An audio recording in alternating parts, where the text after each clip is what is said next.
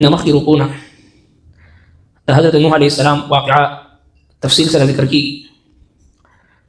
قوم مخي دا توحید دعوت کې خلو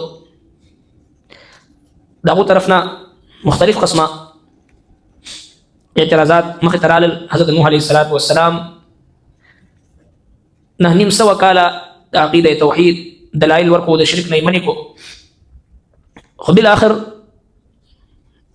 نوح عليه السلام په دعوت باندې د قوم سوای راه فرار اختیار ولنا سوای د مخالفتنا سوای د تشددنا بل هیڅ کارونه کو او په خپل باندې بیا وی چیرې د الله کوم عذاب چې کوم راتون کې دی د الله جل شانه عذاب د کوم راشي نوح عليه السلام ته الله تبارک وتعالى حکم فرمایل چې یو کشته تیار کړه حضرت جبريل عليه السلام راغي او ورته طریقې کار او خذلو اسباب اوزار ارسي ورکو نوح عليه السلام ډېر غټ شاده او چت کشته تیار کو او چې کله قوم به پرې کشته د دې په خوا کې تل دونو دې پوری بخندا کو چې پدې خشکی کې او پدې اوچ کې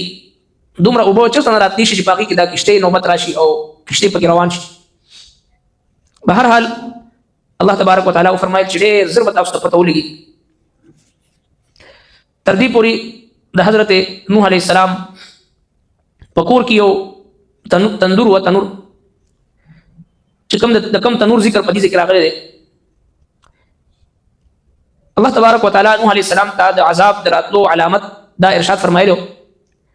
چې په دې تنور کې به اوبو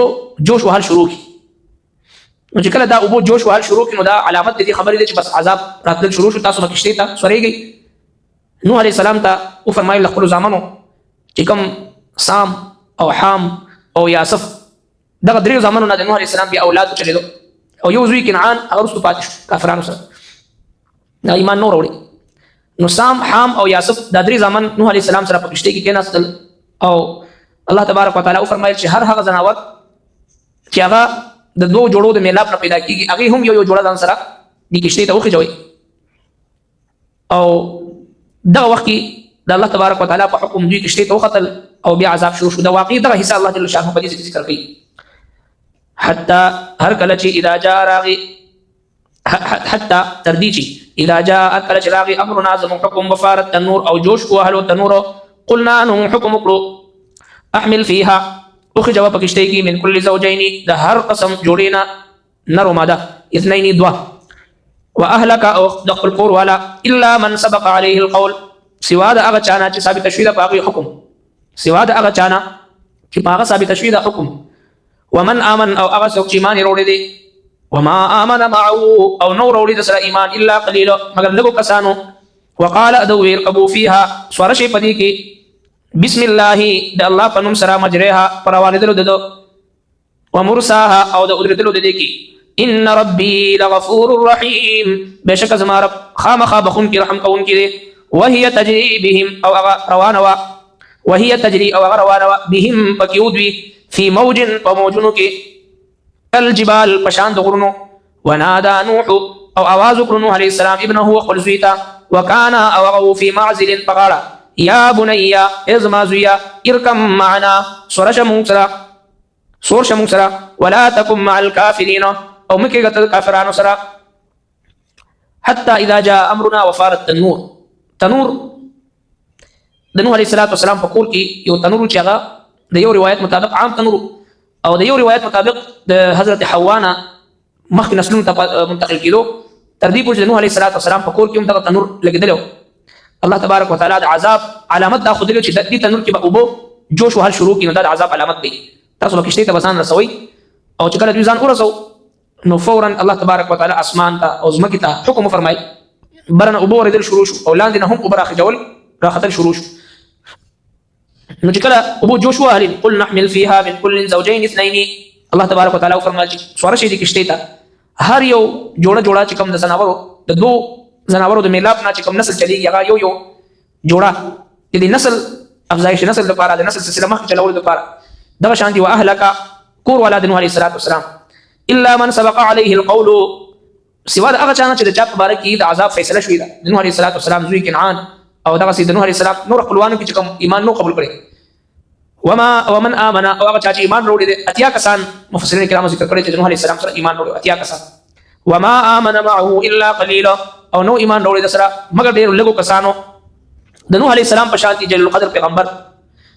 او نه نیم سوه کاله جړه فریاد قوم ته آهوزاري کوي او قوم ور باندې تشدد کوي او دومره ایوهي بهوشه کوي او په خپل خیال کې دیو چې دا وفات شو او چې دا د اوس مړ دی په سبب باندې راشي الله تبارک وتعالى بیا د زخمونه ورغلي وي او بیا پاسې نوح علیه السلام بیا د توحید دعوت ورکړي د دې دومره هڅه باوجود اتیا کسان مسلمانېدل د نوح علیه السلام په شان دي اولو العزم پیغمبر په دعوت باندې مونږ تاسو لپاره دعوت فکر دي مونږ چاته یو ځل د مانځو وایو چې را نشي نو سل خیری او پس یو کولو چې خپل کار وکړي دا څنګه ده نه نیم سوه کاله جړه کړې نوح علیه السلام انفرادي اجتماعي دعوت ورکړی دی فردن د دوی کورونو ته بازارونو ته د دوی د کاروبار ځای ته قدم په قدم ورته یو فرد ته ورغلی دی نه نیم سوه کاله نو لهذا دې کې دعوت د هر یو مسلمان ته ځکه د دې امت هر یو مسلمان قیامت پورې راتلونکي دا مبلغ دی د دې دین سلسله د دې دین دعوت نشر اشاعت انبیاء کرام نو نه راځي د دې امت هر فرد ذمہ داری دی کنتم خیر امه اخرجت للناس تأمرون بالمعروف وتنهون عن المنكر وتؤمنون بالله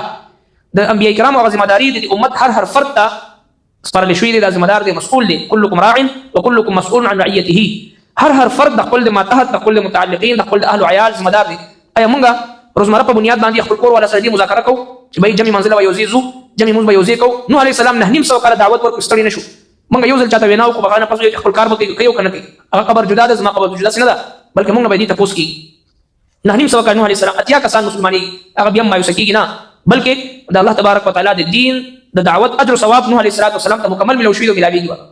نو لهذا نوح علیه السلام خو خطر کشتی ته وقال اركبوا فيها بسم الله مجريها ومرساها سوره شری کشتی ته د الله په نوم دي ته خطلو کی آغاز او ابتداء او انتها دوړو د الله په نوم سره ان ربي لغفور رحيم زما رب بشک بخون کی رحم کول کی دي چې کله کشتی روان شو